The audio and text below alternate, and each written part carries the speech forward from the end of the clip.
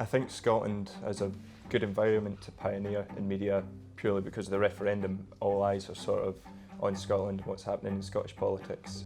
Like traditional media has always sort of been the same across the rest of the UK, but new media in Scotland, it's sort of really flourished. We'd be hearing ordinary people talking, we'd be hearing the stories of people who don't necessarily have money and influence.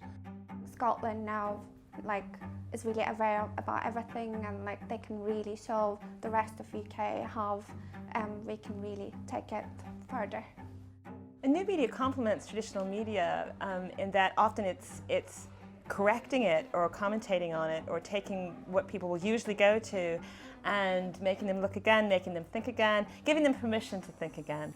For example, with the Charlie Hebdo, that it was like, a torrent of agreement with what was happening, but we had no context.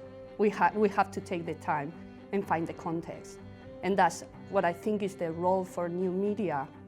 When Nick Robinson said Alex Salmond did not answer that question, and then within about 10 minutes of that being broadcast, you had people broadcasting on YouTube and on channels saying, well, here's the full footage, he clearly did.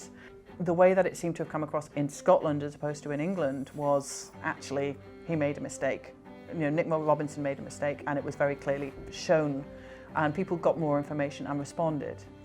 The biggest challenges facing new media are, I'd say, probably making it accessible to the wider population. Part of me thinks that maybe the sort of new online media is, and I might sound like a bit of a sort of Luddite here despite being 23, that it might be somewhat limited by the fact that it is all sort of online. There's a whole screed of people aren't getting educated. In every progressive labour movement, socialist movement, there was always an education unit, and I think that's what's needed. Introducing a system where that's more possible, people have a greater capacity to interact and not relying on having an internet connection, having access to social media, having access to Facebook. I think that's probably going to be the biggest challenge. The commercial pressures that are facing mainstream media are probably repeated for the new media as well.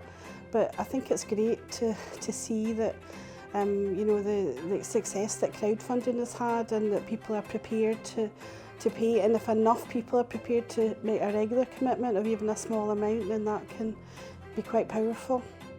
These kind of organisations, we can overcome all that, and it's up to us. We need to actually watch that. We need to subscribe to these things. So that's how I think new media in Scotland can transform us.